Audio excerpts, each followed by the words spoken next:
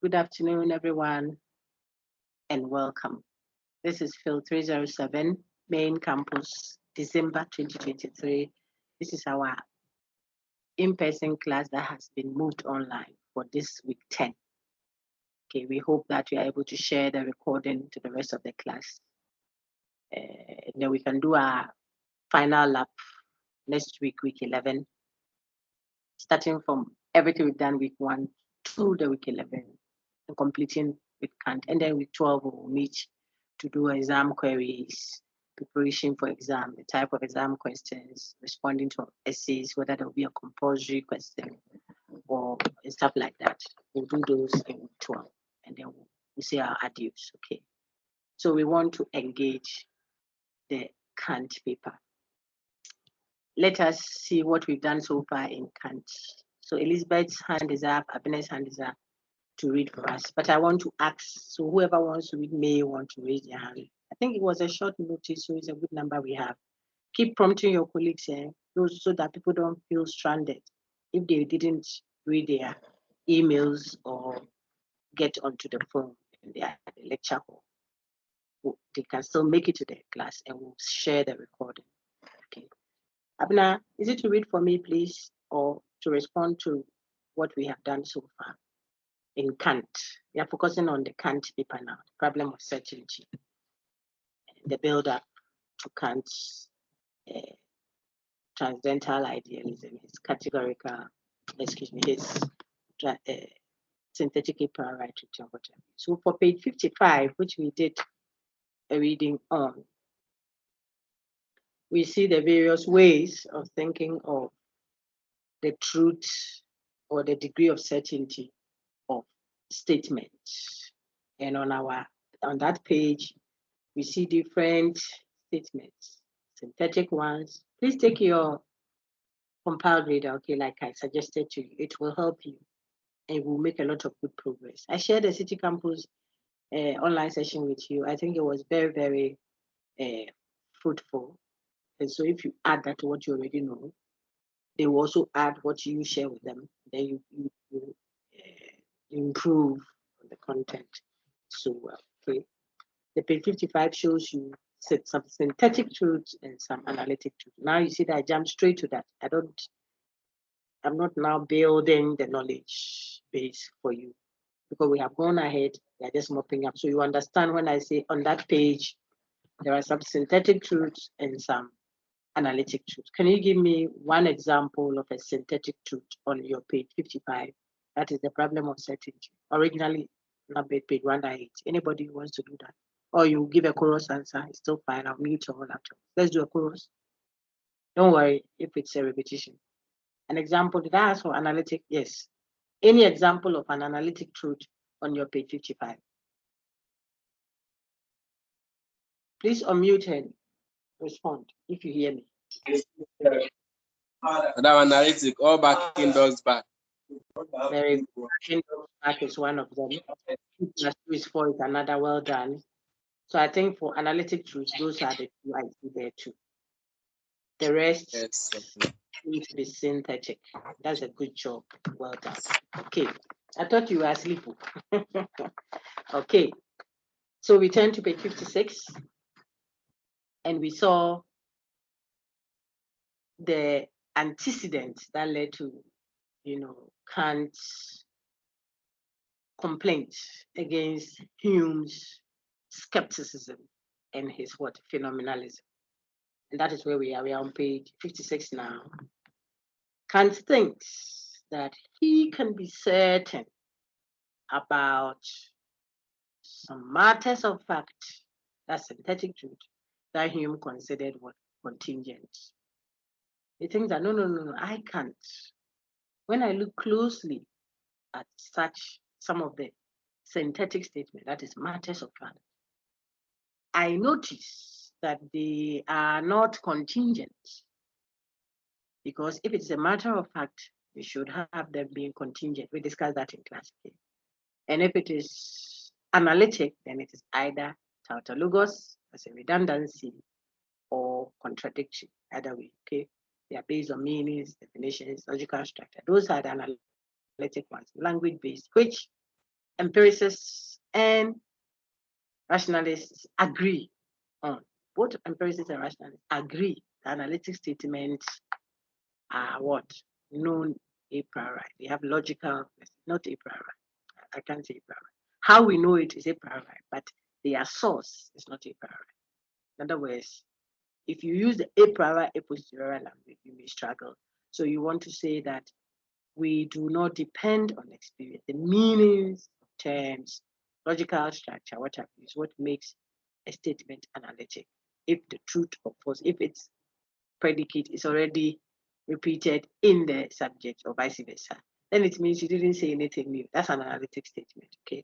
And those ones shouldn't have a difficulty. But the problem is where the statement is synthetic.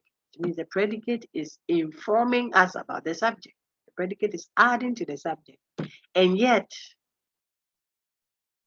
Kant says, I seem to know that with what? A priori certainty, synthetic truth, yet known a priori. That is what generates a difficulty for us. It is known with a priori certainty. How can it be synthetic and be known with a priori? That is an absolutely certain. On page 56, you see that there. Madame read it nicely for us in class. How is that possible? That is Kant's preoccupation now to help us. And so he introduced the terminologies that we are already well familiar with, that we worked with in class so beautifully. Do you have any questions so far before I move on? Please ask if you have any such question. Okay, I don't see a hand up. Is it to ask a question? Selome, is it to ask a question or to read? If it is read, yeah, I said Selome. I hope I pronounce the name. Or it's Salome. Okay, it's to read. Right. So we continue. And so page 57 of your course compiled reader, which you are expected to have, gives you the terminologies. A priori, a posteriori. That is another way of saying known prior to experience versus known independently of experience. Vicky, do you have a question, please? Your hand is up. If it's a question, let me deal with it before we continue. So please, No, please. ask. Okay, you used to read for me. Please keep your hand up there. So Kant agrees that there are synthetic truths known a priori. The only thing is he doesn't argue for that the way the rationalists do. So to help us see how he argues, he shows us page 57 now, the terminology, the language. He equates analytic truth to Hume's relations of ideas, and then equates synthetic truths to Hume's matters of fact. And then he tells us what I'm projecting on your screen now. I am certain. If you hear certainty, then you are looking for analytic truth. See? I read one or two emails, so I'm patiently helping those who have now gotten the gist. They are so excited about it. That it is because you take your time to say the same, sometimes say it 3 times, and then I say, that is what Doc was saying. Yes. So I'm repeating that. Okay. When you hear I am certain, you think that it is analytic truth that come with logical certainty, logical necessity. It is the same all the time, universally. So universality and necessity are supposed to have been labels that go with what analytic, because that statement is language, is linguistic. A barking dog barks. A bachelor is beating. Okay, a bachelor is an unmarried adult male. That is supposed to be linguistically certain. If he is a bachelor, then he is the same as what? An unmarried adult male. Bema. You haven't said anything new. So it will always be true. Certainty, logical certainty. Okay. And that would not have created a problem if you are dealing with analytic truth. But the concern is when you apply certainty to what Hume calls matters of fact. Matters of fact is not analytic. It is talking about synthetic, the information giving statement. We saw that earlier. Where is it? The one that gives information, synthetic truth. Where is it? Okay. They give information, they are not certain. Look on my screen now, projecting that. I pull these lights from your resource too, as always. Okay. Synthetic. Why is it that Kant suggests that he sees some logical certainty, or if you like, a degree of certainty attached towards synthetic truth? Your page 57, therefore, on that page, you see a priori, a posteriori, you see analytic, synthetic on the second paragraph. We read all of those in class. The last paragraph there tells you that the disagreement between empiricists and rationalists is not really about analytic truth and their certainty. They are not disagreeing on the status of linguistic truth, analytic truth. This one, look on your screen now. This one doesn't create any problems for rationalists and empiricists, because whether rationalists or empiricists, the analytic truths are known. Follow me. The pathway, they are known a priori. Now, I can use it, and you shouldn't be confused. Please, can you hear me? Vera, are you there? Elizabeth, Abna Sewa, please, can you hear me? Hey.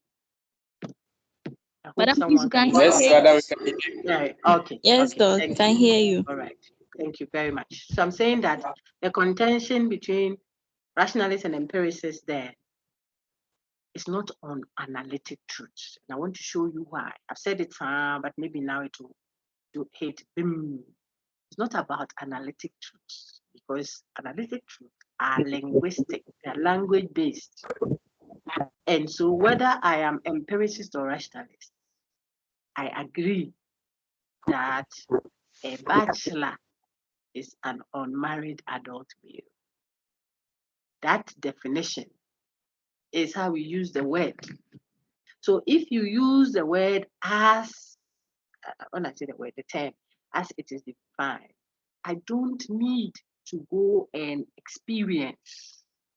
That is to hear, to see, to touch, and taste or smell, to establish the truth or falsity of that. Whether I am empiricist or rationalist, I deal with analytic truth, what? A priori. Someone will say, then, Doc, doesn't that undermine the empiricist's position? No. The empiricist argument says the source of those ideas that I relate, relations of ideas. Look on my screen, Hume's language. The source of those ideas, relations of ideas, that idea is sourced from experience. That's what makes him an empiricist. The rationalist says some of those ideas don't come from experience. That's what makes him or her rationalist. But how so I'm trying to set it out so you see Kant's contribution, how it is that there can be synthetic truth yet known a priori. How you know it, how, is not where you sourced it from. So analytic truths are not in contention, because whether empiricists or rationalists, they will tell you, if I say the woman wearing suit sitting at the back, they're totally naked. That's my example I used. She's wearing suit, but you say she is totally naked. I am empiricist, a very staunch empiricist, but that one, I would say that what you said is already false. And I don't need to come and see, because it is false by analysis. When you analyze it, it already contains a contradiction. Because if she's wearing suit, then she cannot be totally naked at that time. By relating the ideas, I'm able to tell without necessarily coming to apply sensory observation. Okay. So analytic truths don't give rationalists and empiricists any headache. When it comes to their disagreement is on the nature of synthetic truths that are supposedly known, prior to experience. Their disagreement, I want to repeat that because of the noise. Their disagreement is on synthetic truth So information giving statement about actual reality, synthetic, not redundancies, not repetitions. A is A, backing doctor. Those ones are not the issue. They can be thrown out easily. Not thrown out as in usually, but you can easily deal with them because of the language. I'm empiricist, you are rationalist. We can agree that over this one's obvious. If you say a bachelor has beaten his wife, we all know that that one is a contradiction. So, but you didn't come to see. No, I don't need to see. Oh, you are empiricist. Come and see. I don't have to see. I'm an empiricist, but the language is problematic. I can tell tomorrow it will rain or it will not rain. That's necessarily true, even if tomorrow doesn't come. By the language of it. So it's a tautology. That one is not a problem that they will fight over at all. I'm talking rationalists and empiricists now. They won't fight over that. So that is going on.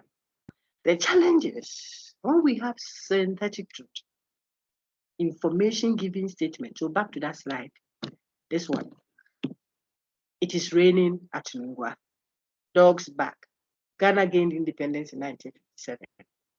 For every event, there is an equal and opposite reaction. For every action, there is an equal and opposite reaction. Everything that happens must have been caused by something. God has such claims. They are not definitions. They are not, look at it, they are not tautologies. They are not redundant. They are not true by definition. They are not this one. Okay? So such synthetic statements are what? Informative. Their predicate is different from their subject. Their predicate informs us. It amplifies the subject. When we have such synthetic statements, and one group, the empiricists versus the rationalists, one of them claims that some of such statements, which are synthetic, still have a priori certainty. That is rationally saying that. Then the empiricists will turn and look at that and say, what? Synthetic statement? Say yes. You say they have a priori certainty? Say yes. Say, what? How can that be? Na lie. That is the bone of contention between rationalists and empiricists. Information giving statement about existence, about actual reality that have been claimed to have what? A priori certainty by rationalists like Plato, like Descartes, and so on and so forth. That is what makes them rationalists, not then analytic. But synthetic claims suggested, the suggestions that which have what? Necessity and universality attached to it. A priori certainty. That is what empiricists of all kinds, empiricists says there is nothing in mind that was not put there by the senses. So if you come and put synthetic claims, that is information giving statement, existential claims, statement about actual existence. In other words, it is not a repetition. And you say that we know this for certain. Like what? Like God exists. Where is that slide that has them there? Let me give some of them so that you see. For your screen now. You can read the reaction from Locke that I put in your thing there, and some such. Okay, look at it. Whether they can. So the principle of causality. Your page 56 also has some in your reader. You read it in class. Okay. Even the mathematical claims were included earlier as synthetic, but now we don't consider them. Okay. Newton's third law of motion is there. The principle of causality is there. It's on page 56, and I can't tell you over there. Okay. Every event must have a cause. I've captured some here for you on your screen. The law of identity, A is A. That is a logical truth, known to be. We consider it to be known with necessity. This one shouldn't be here because it is analytic. Here, I captured all the claims that are supposedly known a priori, but we can't put A is A there because A is A. The A is A. There is not a synthetic statement. See that? So that's an error. You have to take it off. It is an analytic truth. We are talking synthetic a priori, not analytic a priori. So the A is A, one must go off. But the others, God exists. It's synthetic. Look at this. Everything that happens, that's the principle of causality. It is not analytic, it's synthetic. It is wrong to kill human beings indiscriminately. That is an ethical truth. So we have to take the logical truth out, okay? In the slide. Prompt your colleagues, how do I blend okay, I can just do this. That is analytic, it's not synthetic. Okay? So such claims are synthetic and yet known a priori. And we are saying that these are the ones that generate contentions for the empiricists. Let me pause for questions. Is there any question, please? If there's a question, please feel free, unmute and ask. Let me blot this out. So don't, this is not correct.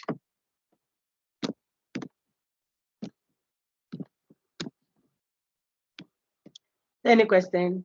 Okay, if there's no question, then we can go on. Now, on your page 57, all the way down there, we see how rationalists and empiricists don't have a disagreement on analytic truth. I will want one of you to read, is there synthetic a priori knowledge, which is on page 58. I think that we started reading that last week, but it will help for a mop-up if you read the whole thing from there.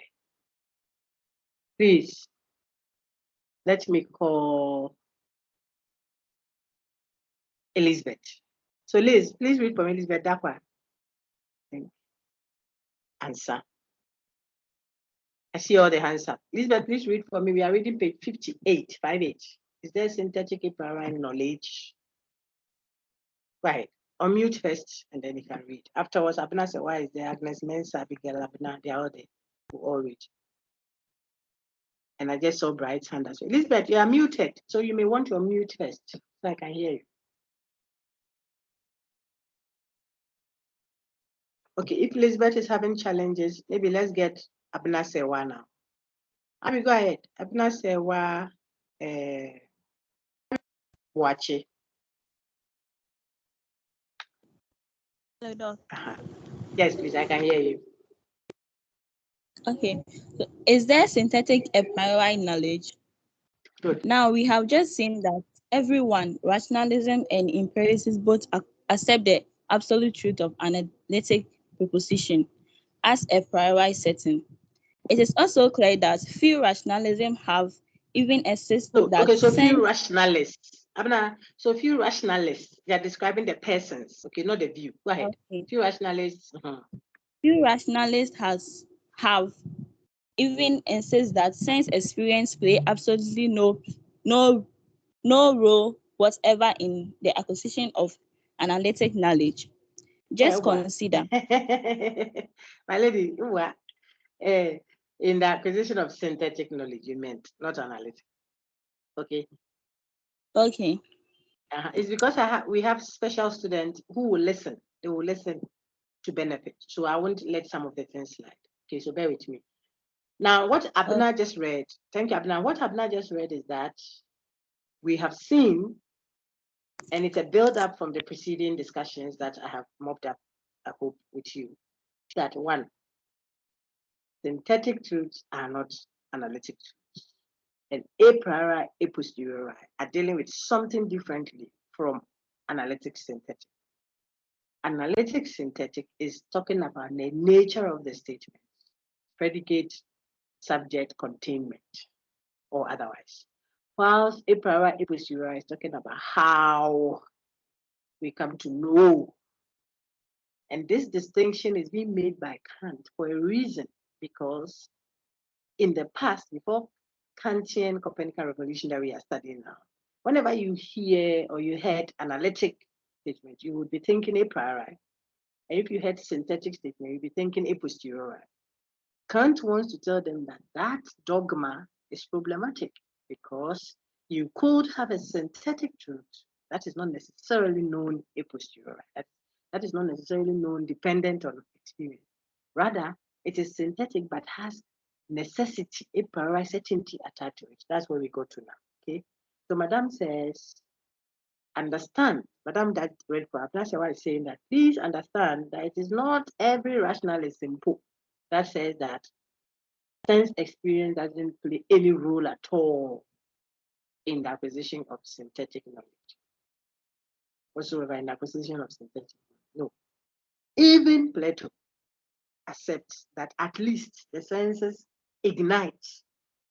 When I see an instance of a beautiful sister, she may not be the reality because she's physical, tangible, destructible. You can destroy it, you can change what have you. So it is within the world of the sensible world, Plato, level 100. Okay, so it's not the reality, not the form. Even though the physical sister is not the reality, when I see an instance, it helps me remember the original. So the senses play a role. That's why even Plato, you can't claim that he says the senses don't do anything whatsoever. Do you see the emphasis there? It is italicized. The whatsoever is italicized. It doesn't say that senses is the origin or the source. Plato hasn't said that. But the senses at least package. It helps you to remember. So far as you are in this physical body this physical container called body, you can't continually have a grab of the reality of a table, the reality of a chair, of justice, of this, because of the infiltrations that come through this body. But when you exit in death, when there's a total separation, that one, you don't need the help of the senses. But if you are in this body, the senses play a role. They are not the source, but they play a role. It's like the switch on the wall. If you switch it on, then the electricity that is in Akosombo Dam will move through wherever, Wager or wherever that is coming from, and go through the cables that are laid at the transformer at the end of the road there. And I want to pick it in microseconds. The switch, which is the senses, it's not the electricity, but it helps you ignite it, spark it. So even Plato accepts that the senses play a role. It doesn't mean that that has made him an empiricist. No, it's not playing a role that makes you empiricist. The source. So it can play a role, but it is not the source, says Plato. If it is not the source, then Plato is still rationalist, consistently rationalist. Just that it's a rationalist that accepts that the senses help to pull out the ideas which are originally sourced through reason. That is where we go to. So she says, the next paragraph tells you, it gives you more example, but it's not the next paragraph, the continuation to buttress what I've said.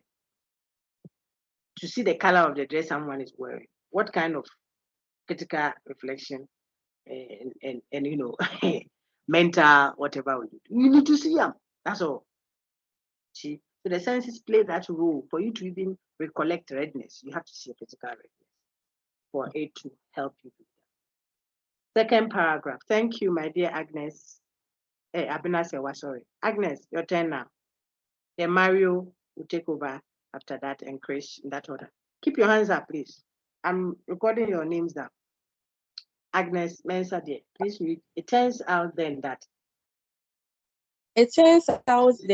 both rationalists and empiricists accept analytic propositions as a priori certain, and that they both accept that at least some synthetic propositions as a posteriori probable.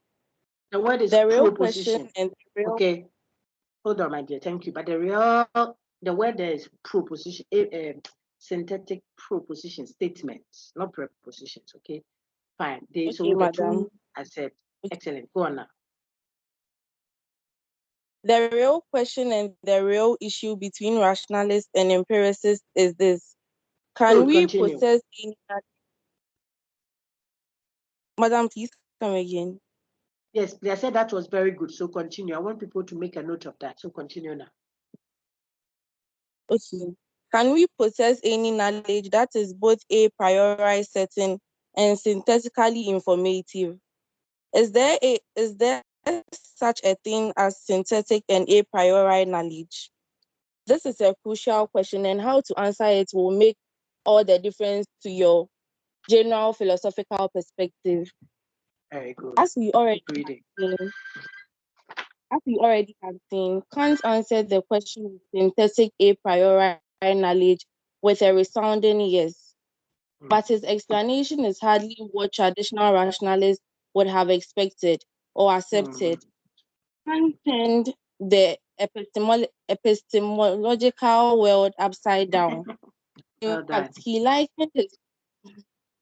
In fact, he likened his contribution to the Copernican revolution, which by radically shifting our view, the sun does not go around the earth, but the earth goes around the sun, resulted immediately in a superior explanation of the phenomena to be explained. Kant's Copernican revolution consisted similarly in the certain announcement that ideas such as substance and totality do not make their way into our minds through experience, but are a priori categories of the understanding, which mold and shape, and in fact constitute our experience. Pause for a minute, my lady. I'm trying to help everyone see this. Hold on for a minute. So our friend, I think Arafat read it in class the last time, and possibly subsequently others would have read it. And I still want to, you see that this is about the third time we are reading it, and we are patiently doing that. And kakra so that it will, a substantive content will settle. Now, Kant does what happens with the Copernican revolution. I gave you the Copernicus analogy in class, so you remember that. And sister just read that. By turning the thing upside down, he's saying it is not the rest of the planet moving around the earth. No. It is rather the earth moving around. So he says the sun does not go around the earth, but the earth rather what goes around the sun. If you get that logic, which is what happened in Copernicus's view, you will see that that is what is happening with Kant. Kant is saying, look, people, those two concepts, I gave you a good background in class, substance and causality. I showed you. Substance, including mind and matter substances. Causality, the principle of cause and effect. The any necessity between a supposed cause and its effect. Hume says, not one that you can find empirically speaking. It's just an assumption we make that we put a seed in the soil and it sprouts out. There's no logical necessity because you could put a seed there, nothing will come. I use their sister and brother in marriage, and I joke about them. Say, do you know how many times they have been intimate?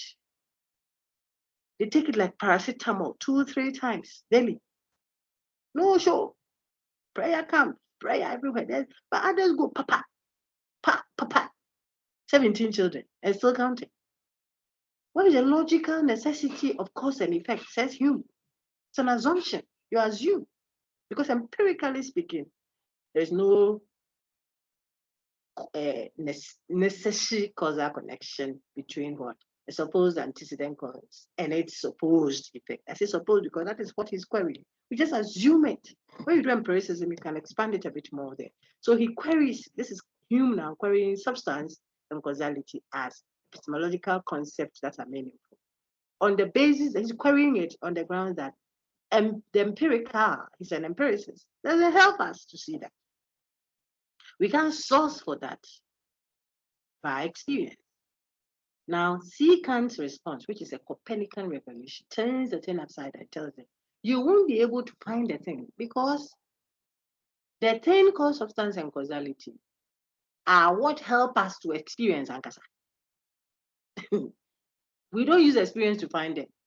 They are rather what is used to do the experiencing. That's what he means. Think about the sun doesn't go around, the earth rather goes around the sun and not the other way around. We see the trust. You have turned the thing upside down, says Kant, in reaction to Hume and Humean thinking, which had become the boss, the champion thought, if you like, of the time. He had come to rubbish the previous ones, not rubbish in the bad way, but he had come to, his was the iPhone 15 Pro Max then, his view. And so the reaction was to say that, hold on, boss, we may be getting something wrong here. You may be looking for substance and causality with the senses, or if you like, with the experience. Experience defined as what? Seeing, hearing, touching, tasting, smelling, the 5 senses at work. Kant says that may be the problem. Because you're thinking that experience should lead you to substance. causality. But you are wrong, says Kant. He's telling you. It is rather the other way around. The assumption of substance and causality and other such 10 categories are what it means to experience. You don't use experience to find them. They are what you need to experience in the first place. That's what he means when he says, these are a priori categories of the understanding. Understanding is, think of it as mind. That is how mind is categorized. Thinking and thought.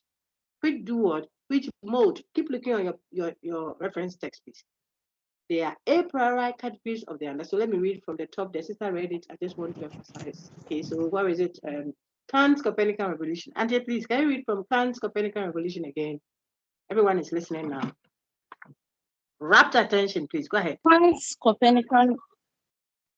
Copernican revolution consisted similarly in the startling announcement that ideas such as substance and causality do not make their way into our minds through experience, but are a priori categories of the understanding which mold and shape and in fact constitute our experience.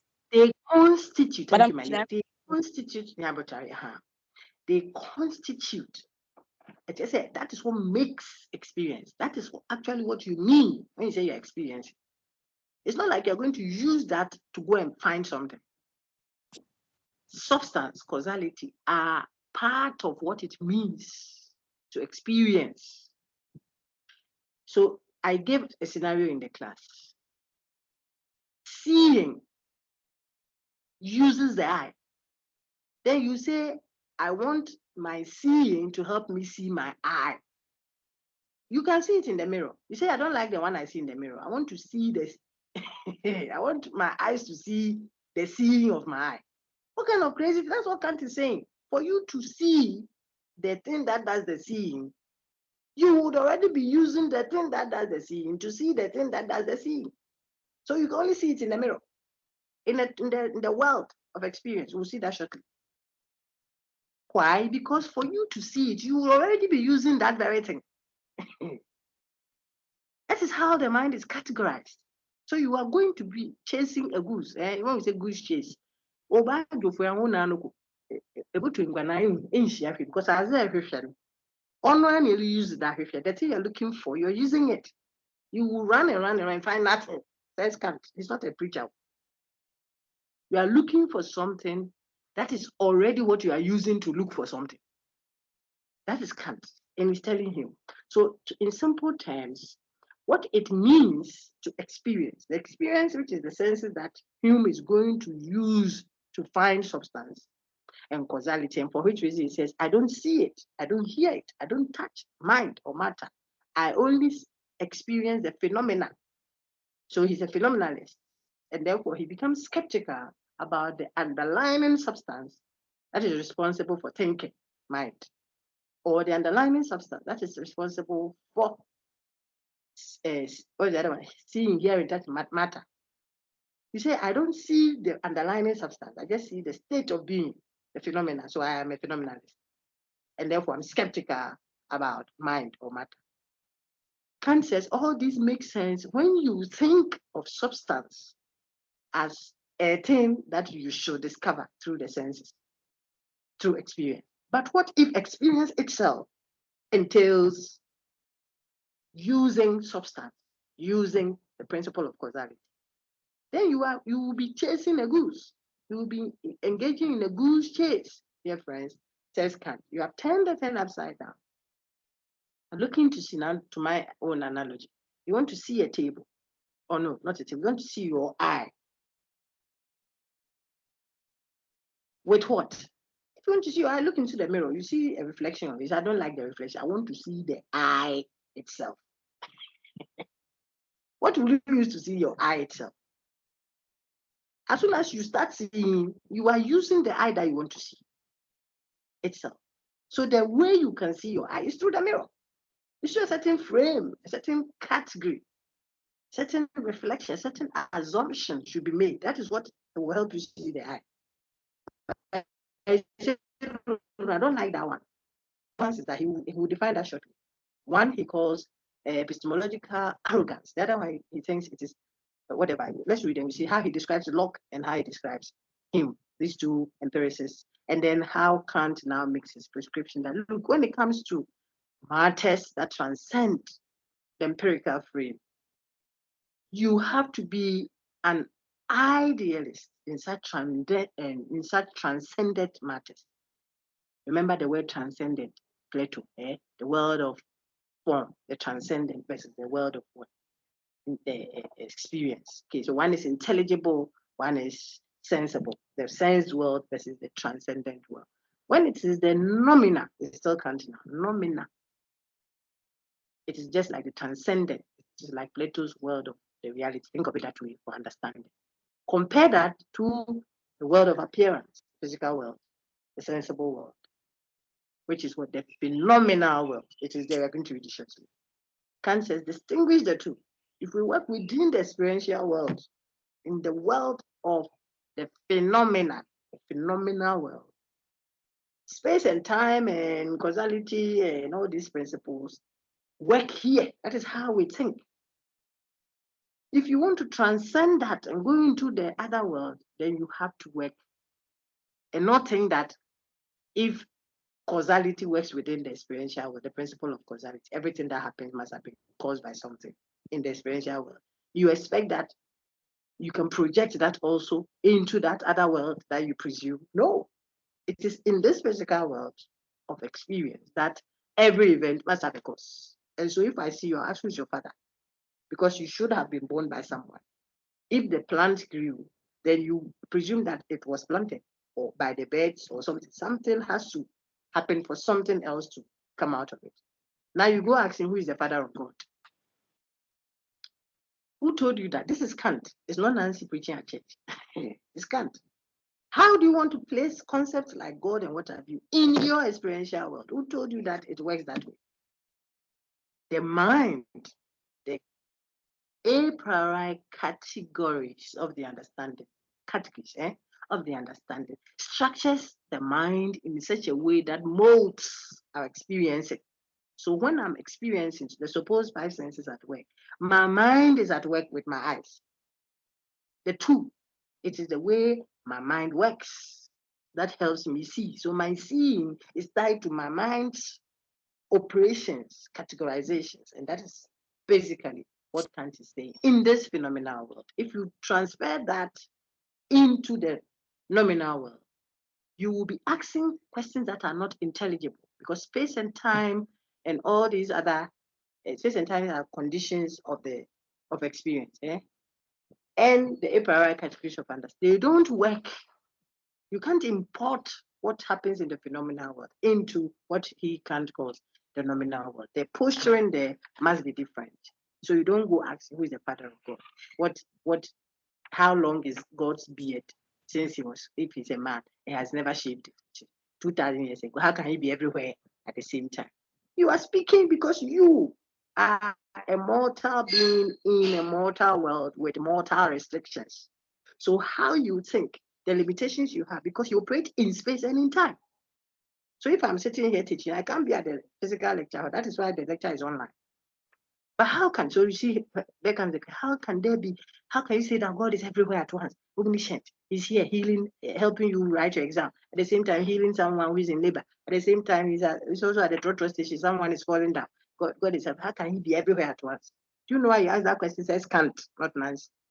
It's because you are imposing the a priori conditions of experience. We'll get there now. Those ones are called the a priori conditions of experience. That's space and time.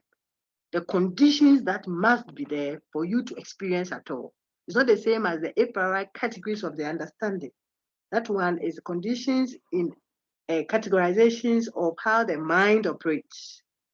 These two, you are confusing all of them, thinking that they operate also in a conceptualization of God and what have you. No, that is a limit that we experiential beings have. And so it is in the world of the experience that space and time works. It shouldn't sound nonsensical to you if we say that the many-breasted God, for example, God concept is very crucial for most of us. It shouldn't sound nonsensical because your little brain reasoning cannot grab it. Your little brain, yours and mine, operate in a phenomenal world where in that world, every event must have a cause. Where in that world, things must be locatable in space and time before I can experience it. If the table is not in space, I can't see it. And if it is not in time, I cannot touch it or see it and so on. But you can't put God in space and time. Before heaven and earth, the conception of God, He created the heavens and the earth. So you ask yourself, if He created the heavens and the earth as Christian folks or Islamic folks say, where was He before He created the heavens and the earth? Do you know why you ask that question? Because you think and perceive and experience in space and in time. So you expect that He has to be or she has to be located somewhere before creating space and time. That is the limit of reason. Look at Kant's book very well. When you want to go pure reason, there's a limit. When you go pure practice, that is when you want to go experience, there's a limit. So he writes two ways. The critique of pure reason, that is what we are looking at. He's critiquing where you want it to be purely reasoning against the rationalist now. Then where you want it to be purely practice, that is experience. He critiques that and tells you that we only operate within the phenomena, and that one always is an interplay between the a priori categories of the understanding, how the understanding is categorized. You didn't do that. That is how you operate already. That one, a priori categories of the understanding, plus experience, what you call the five senses, put together is what we should call experience. Experience is not detached from such categories that make experience even possible at all. And then things also are located in space and time. Space and time are a priori conditions of experience. They must be conditions that must be there for you to experience at all. And so if you want to experience in space and in time, then that is when you are able to grab. The prophet is preaching and he says, right now, as I'm talking to you, I'm at Zambia. Meanwhile, he's standing in Ghana physically, but he says, I'm at Gambia. You think he's talking your space and time? How can you be here physically and be in Gambia in a certain realm, seeing things and telling the people? That is not within space and time. Talk science, the same science, time machine and what have you. Physically here, but has gone into 62. Supposedly, science now tells us that. And it's telling you that the history I've written down is not correct. I've gone to talk to maybe Newton or someone. And he says, no, I'm the one who discovered it. Actually, you went to this. Do you believe it? Well, if you don't believe the prophet, you don't believe the scientists, some to go into the future. That is another level. Says Kant. I'm not the one saying it. Kant says, so if you want to experience, remember, experience proper, and I'm summarizing that with a core sense. I just put a lot of flesh to it. Core sense. Experience entails the understanding, that's mind, in its categorization. Mind is categorized in a certain way. Mind operates in a certain way. It has been arranged a certain way to be able to experience. So when I'm seeing is my mind's categorization plus my eye at work. The two. Experience is molded and shaped, Sister read it, and created and actually constituted by these a priori categories: substance, causality, and some 10 others that I told you. Go and find them because you use them to answer questions. I always tell people, if you play the recordings online in the past, if I posted it, you see that your seniors then would have found them in the class, we interacted with them, find them. I think there's existence and others. They are all how the mind already is framed. The mind is already your mind, what is called understanding, which is supposed to be rationalist emphasis. That one influences or works with your eyes, your ears, your tongue, your nose, your sense of touch, all of them together. So when we say experience, it's a blend of mind plus senses at work. And that even depends also on conditions that must prevail for experience to be possible at all. And that's what we call the two, the a priori condition of experience, space and time. Very good. You're done. So, Madam, please read it for us, and then Chris will continue. Agnes was reading for us. Agnes, you do a third reading of it, but this time I won't interrupt, so that it's like you are allowing the stew to simmer. You see that you work it from Kant's Copernican revolution all the way to the end. Go ahead.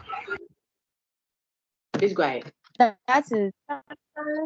That is substance and causality, along with 10 additional categories, are part of what we mean by experience. Indeed, even space and time in which substances standing in causal relations are enabled to appear at all are contributed by our intellect. Space and time, too, therefore, are a priori conditions of experience. Thank you. This Please way, hold on. Sit again. This page, this paragraph, I can set about 5 essays, tough essays from the onset. I won't set them tough though. I'll make them very soft. Very soft.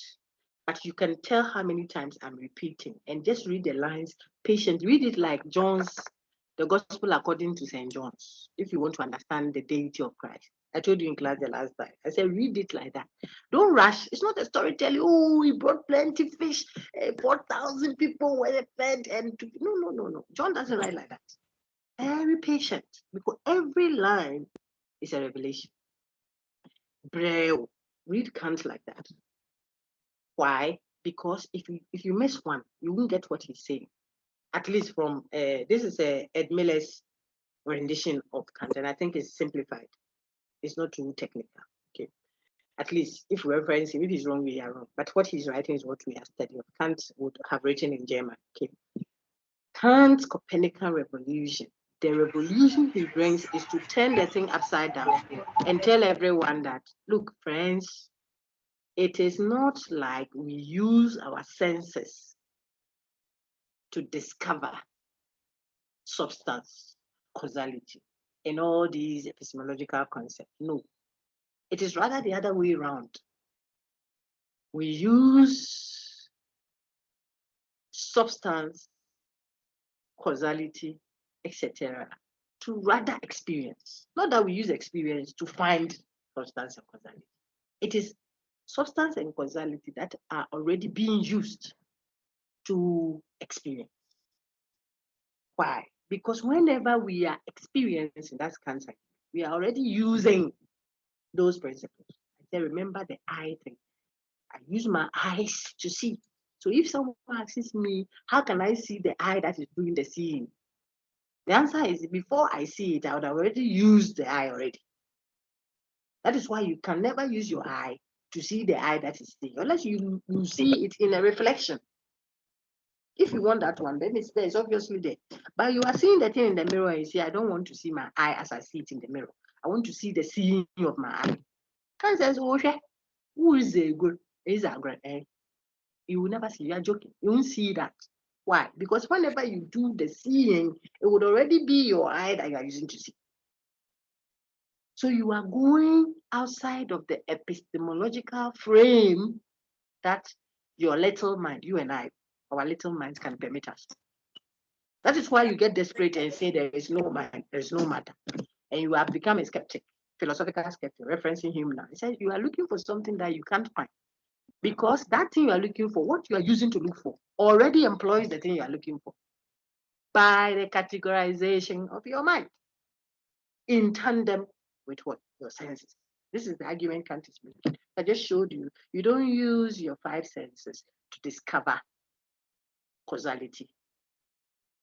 What's the other one? Substance. Rather, you use the assumption, the structure of substance, the causality, to experience. So experience, Madame read it, the next line, is constituted, shaped, molded, created by what? The a priori categories of the understanding. That's the name Kant gives them. Substance, causality, and some 10 others. They are 12 in all. He calls them the a priori. A priori means they don't depend on experience. They're already a part of what it means. The third line. They're already a part of what we mean when we say experience. Indeed, then he brings in space and time are not part of the a priori categories of the understanding. See, of the understanding, no. But they are a priori conditions of experience. They are out there. For you to experience something out there, the thing must be in space and in time. If it is not in space and in time, it's difficult to see it, to touch it, to whatever, all those ones. Now, the concept of God then, if we were to experience Him using our a priori categories of the understanding, will be difficult because we can't locate that idea of God, at least propounded by Descartes and the others. Don't go church. Let's talk philosophy. It's difficult to think of a God that is all-knowing, all-powerful, everywhere at once. He's everywhere at once. Hey, everywhere at once. You see what is happening? Your mind says, how can you be everywhere at once? It's difficult. Why? Because your conceptualization, the way your mind is framed, says categorized. It's difficult to think of something that is everywhere at once. How? I can be here and not there. That's okay. Because you are a thing in a phenomenal world. When you conceptualize this, that is why you advocate. Go there with transcendental idealism. Because of the nature of such, I think he places morality and others also at another place. So that was the third line that Madame read again. And then he tells you and exchange space and time to therefore are a priori conditions of experience. Thank you so much, Lady Agnes. I want to pause and take a question, then Chris can do the next paragraph for us. Agnes Mensa, thank you. I've made a note of your name. I've not said what I made a note of your name. Do you have any questions, please? I see more hands up now.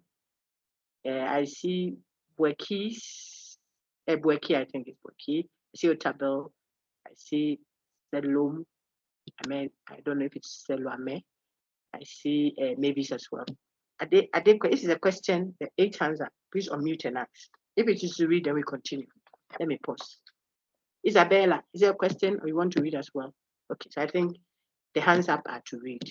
So we will call Chris now. Chris, please do us page 59 still, the last paragraph there. See how much time I'm spending? Is the understanding I want you to have.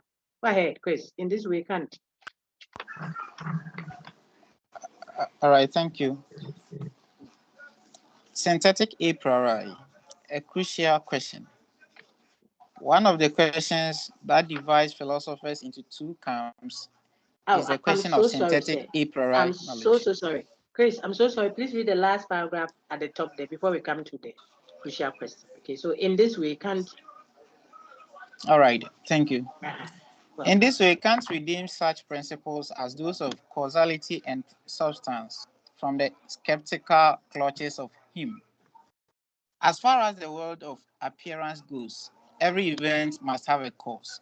For example, it's a synthetic truth, but also possesses a priori universality and necessity. We don't have any choice about it. We have to experience things as causally related because that is one of the ways our minds create experience. If we are all wearing rose-colored glasses, everything must appear to be rose-colored to all of us. Excellent. That sums it up nicely. As far as the world of appearance goes, I thought we were reading Kant, but world of appearance sounds like Plato's language versus world of reality. Okay, so he's saying as far as the world of appearance goes, you see that further on he will use his own language. That's what he calls the phenomenal world, and he contrasts that with Plato's world of reality, which is what the nominal nominal world. So phenomenal world versus nominal world. If you think that these are two plenty big words, don't worry, just relate it, connect it always to what you know. That's how you learn. You learn from the known to the unknown. That's I like using sometimes check, sometimes it's to give you something to connect to for understanding. So your reflection is lesser. Plato says there's a world of reality versus the world of what? Appearance. The real world for Plato, using Plato's language, will be what? Level 100 will be the non-physical world. Then the world of appearance will be the physical world, and the sensed world, the sensible world. That the reality, the word of reality is also the intelligible intellect, and so on. You can look at the contrast. Go for your 102 or 201. They are all on my academic channel. You can play them, sir. They are there. Or you can find your level 100 notes or something, polish up if you think you forgot. If not, I just helped you remember. Now that you know Plato's own, or you have remembered Plato's, connect that to what Kant is doing here. And he starts from that. He says, as far as the world of appearance goes, everything that happened must have been caused by something. If you go and you saw the brother, blah, blah, blah, sister, he will slap you. Every event. So the slap is an event that was caused by the insult. The pregnancy is an event that was caused by this. The seed that entered the soil was an event that was caused by this. The COVID was caused by this, and so on. Supposed causation. See that? Everything that that happened must have been caused by something. It is what it is that we are struggling to find out. This physical world of experience, that is how our mind is structured. So we are still looking for who killed the MP. We are still looking for what caused the defeat of NDC. We are still looking for what, you see, why? Because the mind is framed, structured, categorized. That is how the mind works. Mind, you are shocked. You are talking experience, the guy is referencing mind. Yes. Ya dwen sa na ye edwuma fa sa na ya hyehyɛ no na ka ato wo dwen mo keno ko ba pe wonto no ni yakokeba. You know, whenever something happens, our mind is structured to ask what caused her. Now, who caused her? What is causing the accident at that junction there? Why? Because the principle that operates, not the principle, I mean, the structural arrangement of the mind, the categorization of the mind is what? Such that every event must have a cause. That is for the experiential world of appearance. This world that Kant calls the phenomenal world. Very good. And then he says, that is a synthetic truth. And now you know synthetics. Look, it's not a definition. I'm not defining it. It's not logical. It's not language matter. It is a statement of existence, an information-giving statement. So it should have been contingent. But Kant says, look at it. It has a priori universality. Does anything happen that wasn't caused by something? So it seems to be necessarily the case and applicable at all times and in all places. You study, if you study, then you pass. Someone will say, oh, dog, but people study, you don't pass, like I said. Then something else caused they are not passing. There is always the reason why either they overslept, or they got to the lecture hall, or demons in their hometown, or they didn't read the question well. There's always an antecedent, supposed cause, or causes, or chain of causes that led to the effect. All the time. Why is the network like that? Oh, the Accra is too dense, or something like that. Or the 5G didn't work here. Or there's always that in this phenomenal world. That is what Kant calls in this world of, Plato calls in this world of appearance, Kant calls in the phenomenal world. We have to experience things as causally related because, Kant said, because that is one of the ways. I told you that well, the mind is categorized that way, according to Kant. One of the ways that our minds create experience. So experience is a creation of mind in tandem with the senses. Very good, sir. Well done.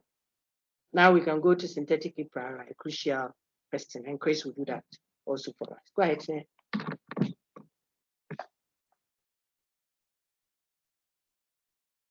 Please, I'm muted. Sorry, Chris. I muted all again, so you have to unmute and start from synthetic a priori. Crucial question. All right. Please, can you hear me? I can hear you now, sir. All right. Synthetic a priori, a crucial question.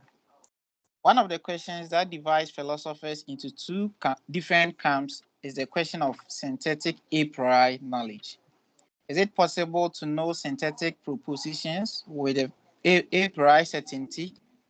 Are there any non-analytic truths that are nonetheless universally and necessarily true? Yeah, it may turn over now. We have read all that. I think that Right. this is the direct quote from the original text. Ed Miller, the reference text we are reading, likes to say things. He gives the narrative, then he references the original text so that you go and read it in case you think he added something or not. Okay. So let me see if this is still the quote. We are on page 60 now. Everyone turn to your page Yes, 60, please. please. Just a minute, sir. Maybe we want to read this. Read the first paragraph. If the repetitions are too many, then I will cut it out. So please read the first paragraph. Kant's major work. Yes, please. Kant's major work, The Critique of Pure Reason, was first published in 1781. In the following excerpts from the introduction, Kant begins to explain in his own way the ideas we have already outlined. 1. He distinguishes between empirical and a posteriori knowledge derived from sense experience and pure or a priori knowledge, which is completely independent of experience. And he raises the question whether such pure knowledge exists. Secondly, he establishes the two identifying marks by which pure or a priori knowledge may be recognized and distinguished from empirical or a posteriori knowledge. That's necessity and universality.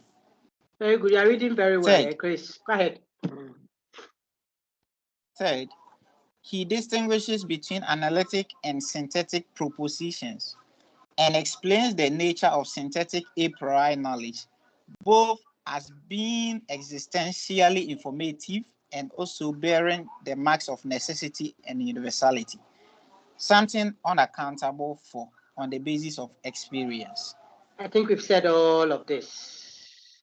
So let me show you then that, so you see that the paragraph ensuing, the one that follows after Chris, of the difference between pure and empirical knowledge, I think we don't have to read the whole thing again.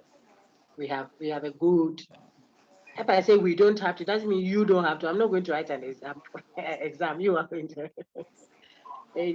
So you will read, but I don't have to read it again with you because it's not technical. We have dissolved that. Now, Kant's Copernican revolution in philosophy down there. The pure concept of the understanding. Everyone look at the last part there before Chris continues. The last part, Kant's Copernican revolution in philosophy. It's a quotation. It's consistent with what. The pure concept of the understanding do not derive from experience, but experience rather derives from them. If I quoted this, I said if. Grace, let me mute you for a minute.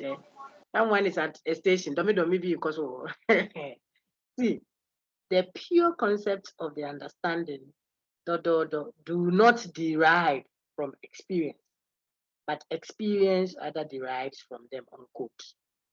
With practical illustration, explain what Kant means by this and show clearly how that constitutes a Copernican revolution of a kind, giving due attention to, blah, blah, blah, something like that, full stop, 30 marks. You should be able to answer. The Lord will help you. So think about it. The pure concept of the understanding do not derive from experience, but rather experience derives from them. So substance and causality, for example, and the others that you will find out, are not concepts that the two channels, rationalist or empiricist channel, that's mind or the senses, give us. No, says Kant. We don't discover them. We don't discover them. We don't discover them. Keep your thing muted so that if you mistakenly start talking, we don't hear you, okay? Listen, we don't discover them, or it is not the senses that lead us to such concepts, says Kant. It's not even purely mind that leads us to such concepts, says. So nobody's happy. Not the rationalist, not the empiricist. Is it Kant? Really? We thought you said there are synthetic a priori. He said yes. So rationalists were happy. But how he's explaining it is as if it's experience that gives us such synthetic a priori. Then the empiricists also start jumping. Before long, he said, hold on, you two, don't jump too much. When I say experience, you know what I mean? And then now they both become attentive. The act of experience is like fufu. There's a little cassava, there's a little plantain pounded together and blended into that pasty mold. It is no longer cassava, mind, nor plantain senses only. No. When you say you experience, it is an activity that incorporates a priori categories of the understanding together with the senses at work. That's what we call experience. So when I'm experiencing, my mind categorized in a certain way is playing on my senses to help me grab. And I don't contribute to those. That's why they are a priori. It's not the senses that put them there. But they are not ideas that have been put inside the mind too. For rationalists to say, oh, you are. There were ideas in the mind. But so no, there is nothing. So you are going there. There is nothing. This is the act of knowing begins somewhere, but it doesn't originate from there. It is always the blend of the two. It is not an idea that was already in the mind. No, that would have been rationalism. And it is not the senses putting some ideas in the mind. No, that's Kant. That would have been empiricism. When you experience, it is mind framed in a certain way. It's not some idea there. It's not a knowledge or input, data being inside anywhere. No. But the mind has an a priori structuring that plays on the senses when it is seen. So the a priori one, you don't contribute it to it. It is there, a priori. Senses don't contribute to that. Then the senses now, together with the a priori categorization of the mind, now grab information. So you see that every knowing will begin with experience, but it doesn't originate from experience. And that is what Kant says, which we are going to turn over to on page 61. Everyone turn to page 61 now. You will see that if you didn't get the compiled reader, you are so frustrated wherever you are now, because often time maybe in class, you will share with someone. You can, okay, I'll put that on record. But you have to. You can borrow, you can scan, you can do whatever. I don't really mind. You should just have the reference and look at it for your benefit. Still in there is not too good anything, but well. Page 61. So let's see. It is still the reference text, so I will move to where the narrative is. Then you can do the filling in with the reading of the reference. Because here we are talking, if you look at the top, there's 61, the last two lines, it says such knowledge is called a priori, and you know that already. The other one is called a posteriori. This is not the time to know that. It's just a reference text from the original. Okay? We are in possession of certain cognition a priori, and even the ordinary understanding is never taught without them. That is also going to talk a bit more of the necessity and the universality thing. So I want us to go straight on to look at page 62 now. Please turn over.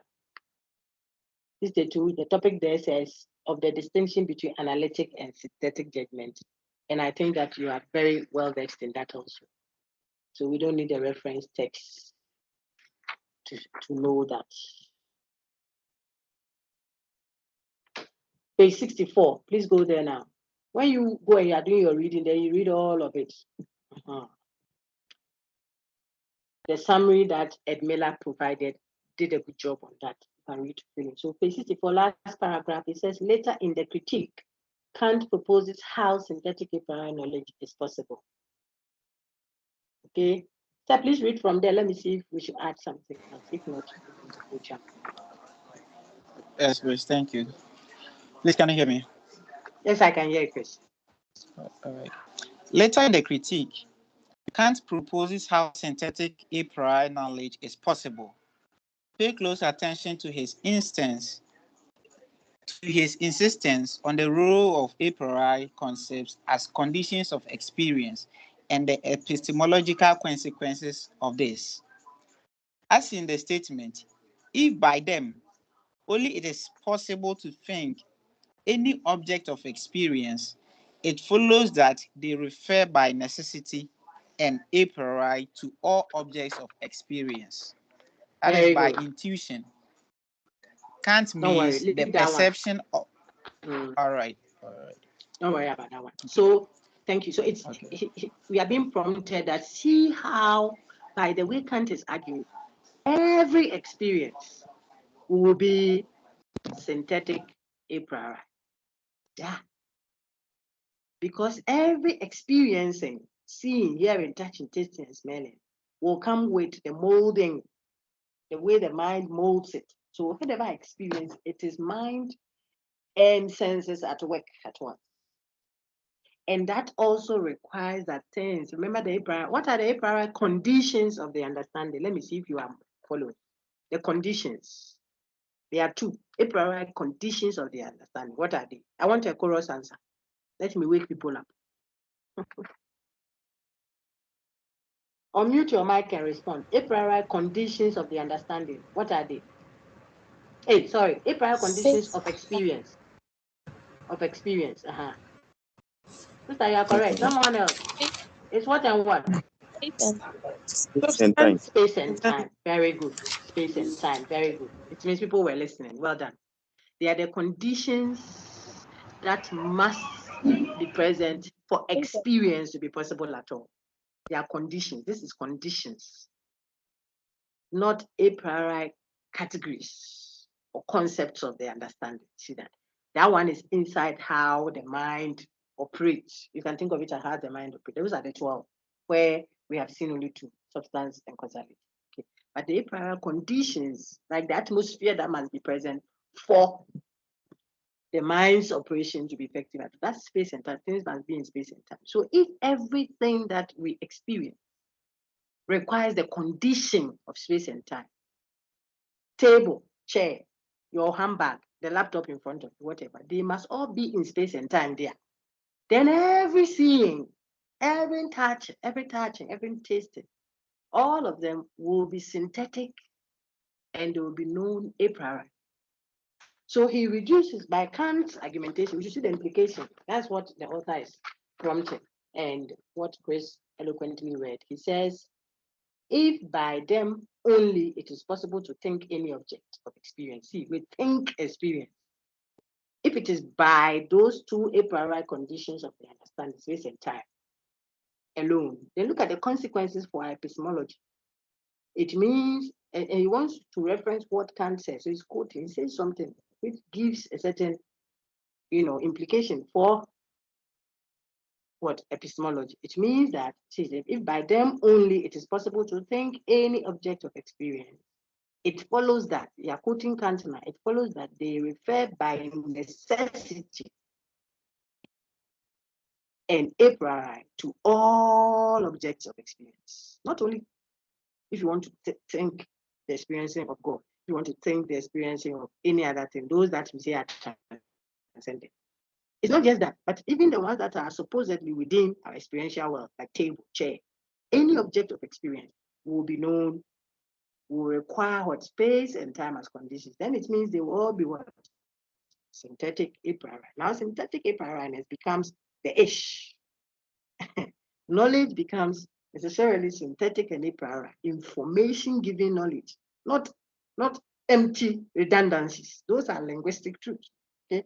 But the ones that give information, they will all be, by Kant's rendition, they all become known a priori. And they are synthetic. They're not logical necessity. So that becomes the norm. Epistemological foundations now have been shaken. Every no way. So you see the conclusion now. Please say there are two ways only are possible in which synthetically represented blah blah blah. It's talking about space and time and the others there. 65. So move. Please stand with me, sorry. Page 66. Let's see. Good. We are here. Page 66. And instead of reading the reference text itself, I leave that to you, but let's read the commentary on it to get the gist. So page 66, everyone, I'm giving you a minute. Please turn to your page 66 of your reader. We are descending now. We are going to see transcendental idealism. You see nominal and phenomenal, what have you. See that 67, the title there is The Limits of Reason. You see, and then we are just done. The nominal and the phenomena, you see more of it again on page 68. The second paragraph there. Theoretical reason, practical reason, they are all there. We don't have to read everything Kant, but the key things that we need for this one, I think we've done a good job and patiently so. Okay, so we are on page 66. So please read, what should we read from the top? It says, there is therefore a principle.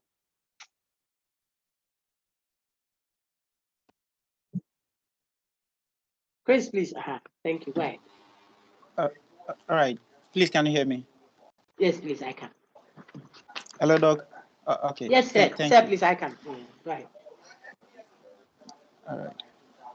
There is therefore a principle for the transcendental deduction of all concepts a priori, which must guide the whole of our investigation.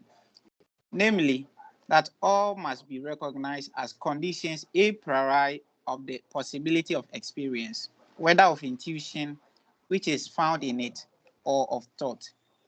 Fine, don't worry about Kant that. That's a goes continuation on. of the original text. That was a continuation of the original text, reference which starts on page 65. I want to pause. We are going now to another very. This is where you do a comparison of Kant, Hume, Locke. And so I don't want people to feel overwhelmed. It's the same thing. Just you are going to see how Kant's view differs from Locke. And he himself, Kant, he tells them his peace of mind. Let me take any questions if there are any before. I see these hands up already. Abner, Chris, Otabil, Selwame, maybe Bueki, Emanuela, Che, Esther, Bukari. I see those hands up already. So if any other hand goes up, then I know the person wants to ask a question. Or if you can, and you are so concerned to have a question, then just unmute and ask. I think we can manage that. Let me applaud the class. You've done well. I think you are well comported. If you have a question, feel free unmute and ask. If not, then we continue. Okay. So Chris, you do the last reading, then you can hand over to someone. You are reading well, so I'm hesitant to pass it on to someone. Kant goes on. All right.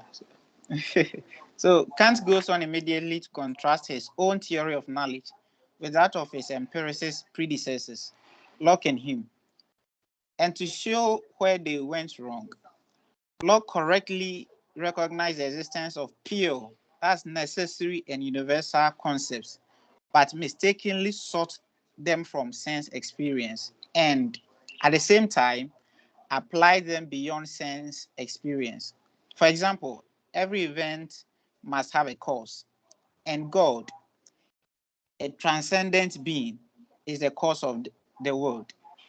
Him, on the other hand, Please hold on for a minute. So let's see what Locke did wrong. Locke was an empiricist too, and I think I gave the narrative on how Locke comes to, I don't know if I should say topple or, improve, if you like, what Berkeley had done before him. So the three British empiricists, Berkeley first, then Locke reacts to that or whichever way, and then Hume comes in, the three of them. Now Locke negates, Berkeley negates one of Locke's substance dualist position. You see, Locke says there are two substances. Substance, remember, not the state of being, not consciousness, but the thing that is conscious, that's mind, or the thing that perceives, that's matter, perception. So seeing, hearing, touching, tasting, smelling is supposedly material. And then thinking, doubting, affirming, denying, whatever is mind, mental. This dualism of a substance that underlies the state of being, or whether mental state or physical, is coming from Descartes. And Locke took a wholesale, he imbibed both of them, but he goes on empiricist route to arrive at that. Okay, so Locke, substance dualism. Then we know Berkeley came to critique that. Bishop John Berkeley, 201.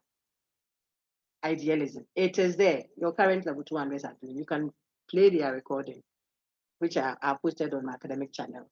It's accessible to you, and improve yourself if you find it useful. If not, read on that. And you know that Berkeley critiques John Locke that he's not a consistent idealist. He says that reality is mind and its ideas, and yet wants to admit that there can be matter through primary quality. There can be material substance. And what is he saying? He's saying mind is the reality, or mind and mind and matter are both dualist. So there's an inconsistency in Locke, which Berkeley points out. And Berkeley's insistence was that leave it at mind. Let there be mind as the ultimate substance that exists. Now, that will mean that idealists like Berkeley advocate for what? Monism, one thing existing and not two. That one thing existing as a substance is what David Hume comes to query. He tells his colleague that Master, you've done a good job with denying one of the substances that Locke produced, because Locke cannot substantiate that as an empiricist. He cannot substantiate the existence of material substance. Well done. But you left mind as a material, as a substance. David Hume, sorry. I also have a query against you, Bucky, for leaving mind. Because mind too will suffer the same fate like matter. Mind as a substance is not empirically substantiated. It is just an assumption made on the grounds that it's a mental state. Therefore, there must be a mind responsible for that state of being. But we are empiricists. We are supposed to ground the source of that empirically. Where is it? So he throws away that also. Okay, that is what is being referenced here. So Kant is telling us now to what Chris read right now. Okay, the friend Chris. He says, this is what I find wrong with what Locke did. Kant says, Locke correctly recognized the existence of pure concept. Pure here meaning necessary and universal concepts. Okay? He correctly recognized that there are. He didn't deny causality. See, he didn't deny substance. Who is this? Locke. Who is talking? Kant is referencing Locke. He says they did a good job. Who is talking? I said Kant. Who is he talking about? He's talking about Locke. He said Locke did a good job, at least partly. He accepted that there is a certain necessity and universality, that's a priori, associated with these concepts. But what he made a mistake about, says Kant, he mistakenly sought for them from sense experience. He was also looking the empirical channel to look for something that is a priori. He was using his eyes to look for the eyes that do the seeing. When you are looking for, you already be using the eye. So he mistakenly sought for them from sense experience, says Kant. Kant says that is the mistake Locke did. And yet applied these concepts beyond sense experience. He sought for them in sense experience. Yet the thing you sought for in sense experience, you are applying them beyond sense experience. You say you are the empiricist. That is the challenge that Locke had. That is why it didn't hold water. And so Kant gives you some examples. When you say every event must have a cause, that is an experiential truth, synthetic. Yet you apply that same principle to God as a transcendent being. And you said it is God who is not experienced. You don't experience God. You say God is the cause of all things. You see? So you source for the thing from experience. In other words, it is empirically grounded, yet you are applying it to a concept beyond the empirical because of its necessity and universality. You apply it, but you are taking it outside of its scope. That is Locke. That is what creates problems for him. How do you now show us the ultimate cause of God? Who then caused God? Who is the cause of the world? Then now that one I don't want to talk about it. You will have problems because you can't empirically ground that one where you have source from the empirical, but you are applying it beyond the empirical for Locke. Now read for Hume, and then we can end with that. Then I'll give you tidbit. Hey, I said Chris will not read again. Chris, finish Hume, and then someone read. What type of you on standby? Okay. Yes, please. Him, on the other hand, correctly saw that such concepts, necessary and universal, could not be derived from sense experience, and so mistakenly denied that they are. After all, necessary and universal. Now, The says point Kant, is, neither don't Locke. worry. Let me explain that one too. So for Hume's own, he saw that such concepts that are pure, in other words, they are universal and necessary, we can't get it from the senses. I told you, the senses can't give us that because sometimes you plant a seed, it doesn't yield fruit. The woman and the man get busy and no child. So this seeming necessity of every event must have a cause. It's not one that is empirical. It's not empirically sourced. You can't seek for them from the senses. There is something that seems to be given. It is already a given. It's not the senses that should. Okay. There is a certain a priori, and the necessity and universality is not, you can't use the senses to discover or derive it or find it. So because Hume's problem is because he couldn't find it using the senses, then he denied that. He said, oh, then it's not there. Hey, if you can't understand, so this God thing, who created God, you can't use the senses, the channel you have to arrive at that. So you deny that, then it's not there. Because you, little you, can't understand how it is that there is a supreme being, for example. If you don't understand, then it says, oh, then it's not there. Or you can't use the senses to derive it. You deny the senses. But that is Hume's problem. Okay. Now Kant says what? Yeah. Now, says Kant, neither Locke's extravagance nor Hume's skepticism squares with the epistemological facts. That's the givenness of synthetic a priori knowledge, whereas his own theory does account for the facts by steering a middle course between the false alternatives of his misguided predecessors. Very good. Well done. All right. So thank you, Doc, for thank the you too very opportunity. much. Chris, what's your surname? What's your surname, Chris? I have to make a note of that. Okay, I'm Mbugri Christopher. Christopher Mbugri. Mbugri. Right? Good. And Thank you. Akarishi, yeah. There are I want three to say, names. so that I can match it. You give me run around. Yeah. Now, I was just saying that everybody did well, okay? Everyone who read it very well. I'm just impressed by it. And those who raised your hands to read, I have made a note of your names as well. Because if you had the opportunity to read, then you would have also earned your mark. I'm just summing that up for you that Locke is criticized by Kant as being extravagant. Extravagant means you went beyond what you could afford. See, you are living little means. You have little means, but you want to do those things that you don't have the wherewithal to do. That's extravagance here. And so for him, you are deriving the thing from the senses, usage. Yet when it comes with application, you see that you are applying it beyond the sense. Well, why? Why will you take the thing from the senses and then you want to apply it beyond the non-experienced world, making it difficult for you to defend what you are claiming? Because we will now ask you questions. By the same token, if every event must have a cause, and you say God is the cause of the world and everything in it, now we will have to answer how that principle of every event has a cause works for the ultimate cause. God. Who caused God? You see, so now you can't answer that one. The reason, says Kant, is because the thing is not derivable from experience. It's not experience that tells us, it's just the way our mind is framed. A priori categories. Causality is one of the ways our mind thinks.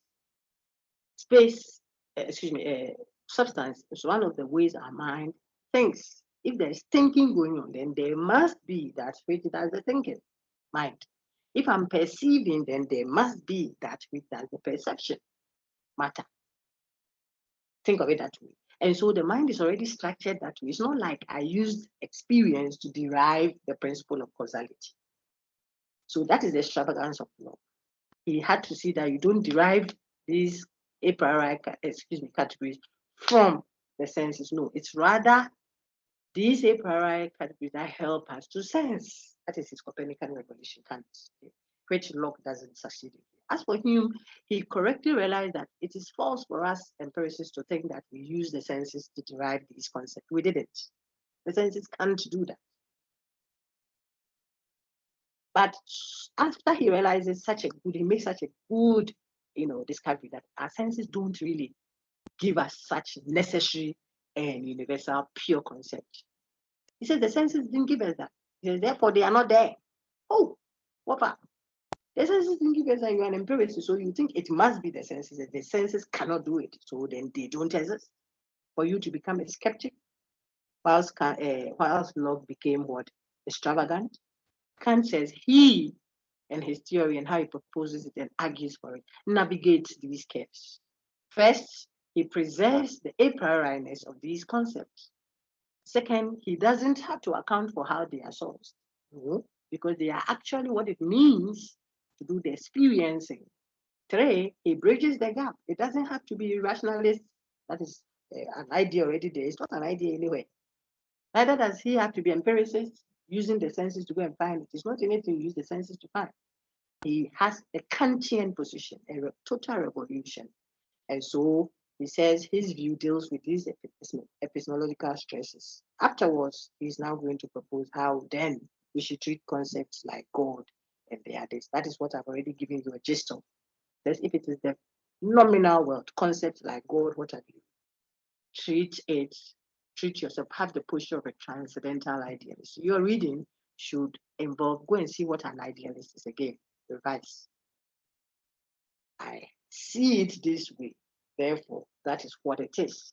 It is how I see him that I can testify of what our hands have handled, what we have seen, what we have experienced, is what we can testify of. I may know him to be a good guy, and he may not be, but whose view should I take? Yours? No. So when you hear idealism, it should already tell you that when it comes to concepts that go transcend the phenomenal world, in other words, concept beyond the phenomena, the one we call the nominal, you have to have an idealist position. So he's advocating for the transcendental idealism. I may think of God as the one that answered by fire. You may think of him as X or Y. Let us be transcendental idealists about matters that are not within the experiential world. We don't impose the requirement of the experiential world on the nominal world. That will be like imposing the laws of Ghana onto the state of America.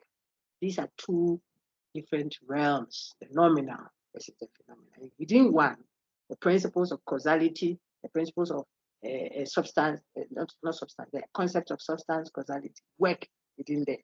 That is what our limited mind can help us grasp. When we want to go beyond that, we can't expect that we should be asking who is the father of God, and who is the grandfather of God, and who is the grandfather of the grandfather of God. You get mad.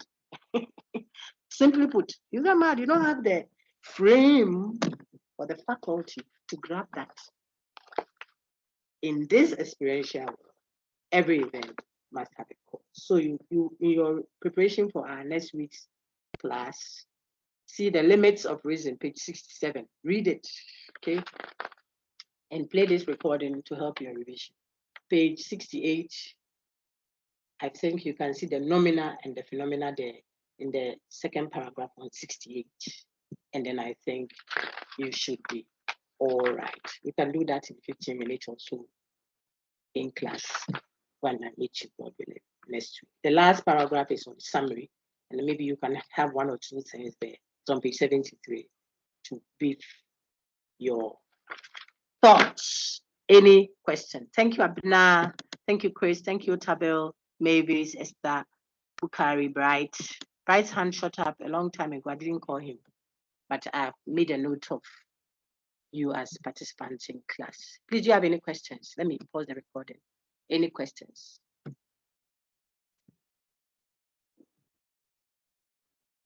All right.